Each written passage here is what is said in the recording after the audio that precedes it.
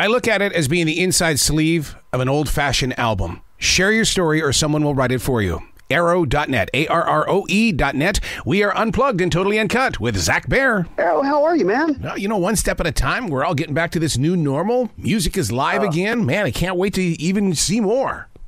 I know. It's busy, way overdue for it to come back to some kind of normalcy. Did you have to recondition yourself? Because, being, out of the circle there for a while, it's like, wow, this is what it's going to be about. I think I reconditioned myself more for being holed up and, trying to record stuff and, not being out and playing gigs. Jumping back into playing live, it's just like, oh yeah, no, I couldn't wait. Yeah. I've got a gig in 2 weeks. It's first one in a couple of months, and it's just like I can't get here soon enough. Boy, I'll tell you what, I have a different respect for those that do come to the performances, because now it's like I respect them more, and I love looking direct into their eyes, where before, you looked at the entire crowd. Oh yeah, totally. Yeah. Right there with you. Yeah. Right there with you. The new song, Just Like Anyone. How did you piece this one together? Was it pieces parts, or was it one where you guys all got together in the studio? Actually, it was a wild hair. I had actually I recorded a drum track. What? Played along with the original song that was done by Soul Asylum, and I just got a wild hair and decided I was going to record it. So I recorded it. I played all the parts. I did all the vocals and all that stuff, and then sent it to Jody and said, "What do you think?" And she was like, "Oh, I love it. You should release it." So I actually then got serious about it and mixed it really well and got it mastered, and there it is. Don't you love those moments when you do the project by yourself? Because it's like, to me, it's like writing a book. You go in there and each little instrument is a character in your story. Yeah, it's a chapter. Yeah, exactly. Yeah. I love it, and it's, I don't know. It was really almost accidental. I've got another single that I'm going to put out in the next couple of months, but it felt like it would be good to do in the interim, and I always thought that the song had such a good message, and the energy behind it is really cool. So yeah, I did it for the heck of it. So when was the last time that you personally remember that the guitar was just as much as important as the hook of the song? Because the way that the song goes, you're attracted to it. It keeps pulling you back into it. I've always been a guitar guy. I love, especially love two guitar bands, because it's just the momentum, I guess, of the guitars carries the music, even if you have keyboards and other instrumentation rather. I've always been a big guitar guy. I just love the sound of big guitars. I paid attention in the early 90s, and was fascinated, at that time when the Offspring would do a song and then find out that they've laid 20 identical guitar tracks. I'm like, well, I'm not going to lay 20 tracks, but the sound is just phenomenal if you do it right. Yeah. And I just love that aspect of it. How do you keep yourself from being the perfectionist? Because when you're doing it by yourself, it's you with that imagination. Yeah, it's hard because I'm super critical, and the thing that I don't have patience for is when I go and work with Skid Mills, who was my producer for the EP that I did, we would record these vocal tracks over and over and over and over and over again. And when I do it myself, I'm not that patient. So I really try to nail the part. And I'll do it 2 or 3 times, or 3 or 4 times, but I won't do it like 18 times or whatever. Yeah. So it really is hard not to be a perfectionist. And then I second guess myself to the point that I'll remix the song like 15, 20 times, or I'll just mess with it until finally I'm brain dead. And then I'll let somebody listen to it, and then if it sounds okay to them, then I'll finally say, okay, I'm done. I can't do anymore. When do you take it to the car to listen to it? Because that's the best studio on the planet. Absolutely.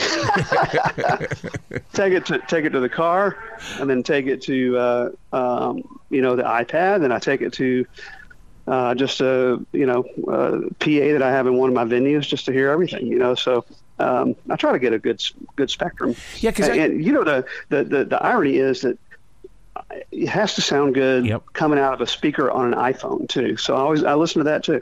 That's so interesting you say that, because I'll take this little JBL speaker that we take with us when we go canoeing down the river, and it's got to sound good through that too, because if I'm going to get somebody on the water to listen to the music, it better sound good.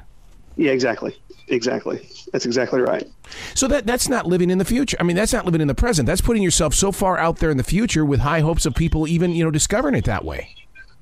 Yeah, I mean, I figure that I've this is my fourth or fifth single, I think, in 3.5 years. So I think people are starting to know who I am, and they know the quality of the work and the types of songs that I like to do. So I guess I'm projecting that forward to make sure that those who do know me are not disappointed, and they would be like, oh man, that last song you did was awesome, but this one sucks. I don't want that to happen. Do you ever go in there and look at Alexa's numbers or Siri's numbers and things like that to find out how many times people are reaching out for you?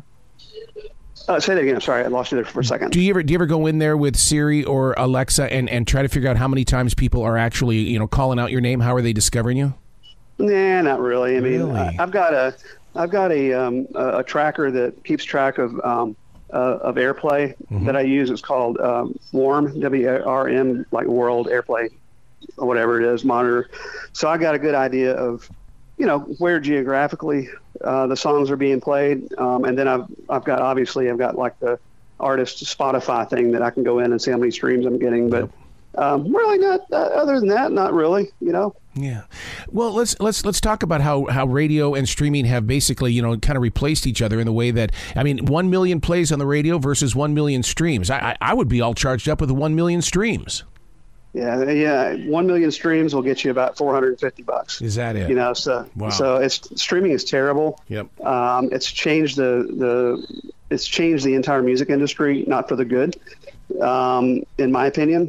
And I've had, my music's been streamed quite a bit, and literally in the 4 years or whatever that I've really been focusing on it, I've maybe made $1,000 from streaming. And that's a lot of streams, it's not like 20 million or anything, but at the same point in time, it's just changed dramatically. And I still get my little checks from ASCAP for airplay, and they're little, but they still pay you more for radio plays than they do for streaming. God, I remember when I remember when I was at iHeart, and if we had music on the HD channel of the terrestrial radio, it was paying even more. And to me, it was like, okay, well that's where we got to go. We got to get on those HD channels.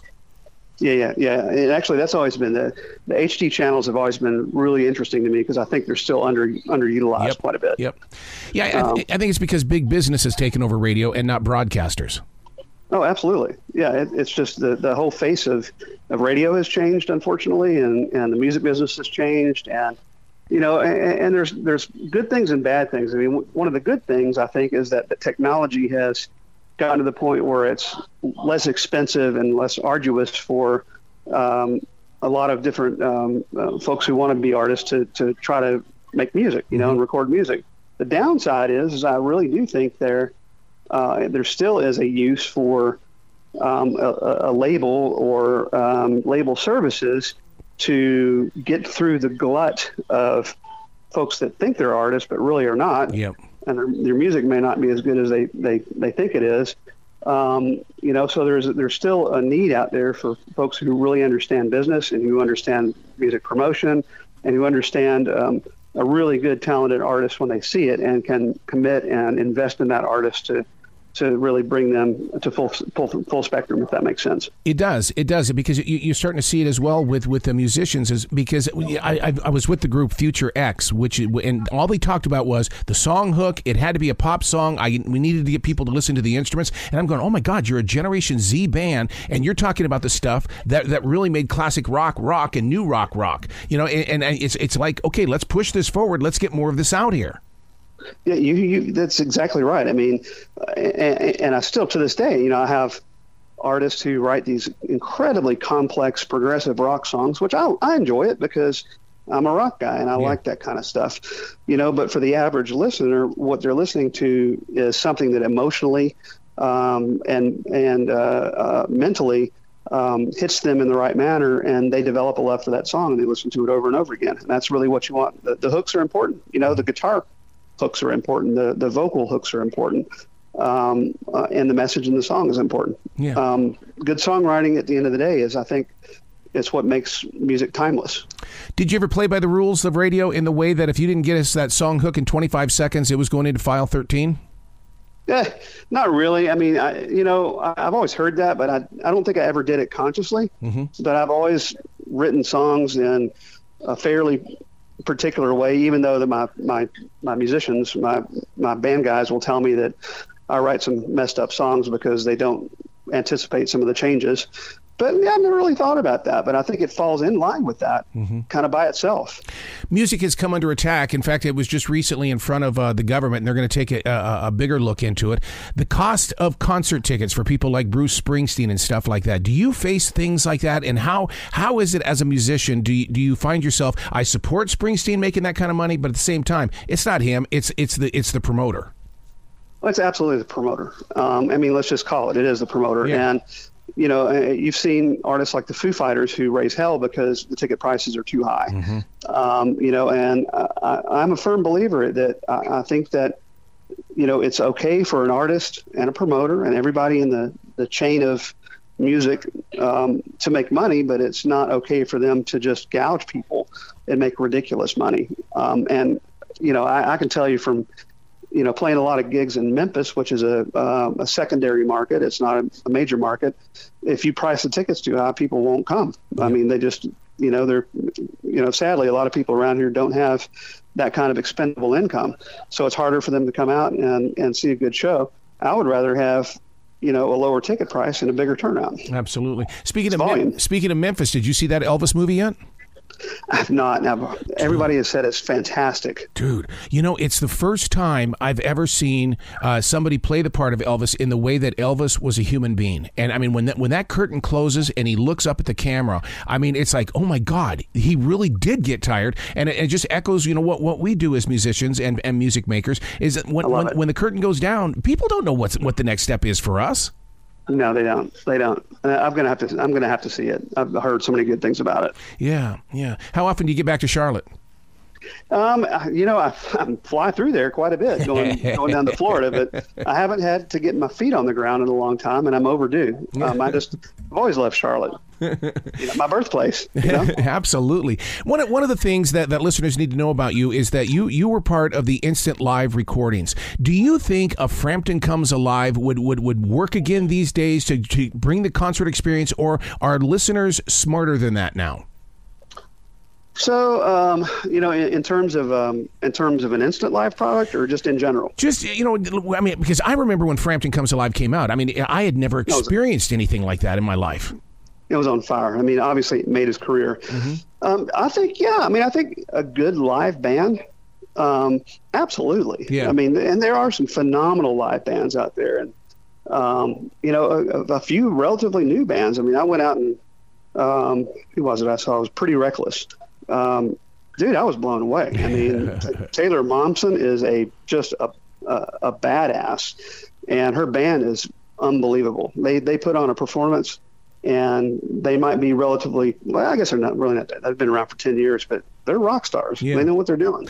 But bands like that and Shinedown, boy, let me tell you. Oh my God, Shinedown! Holy cow! Phenomenal band. Yeah. One of their guys, I'm friends with him, Zach Bair. He's here. He's from here in Memphis. Known him for a long time.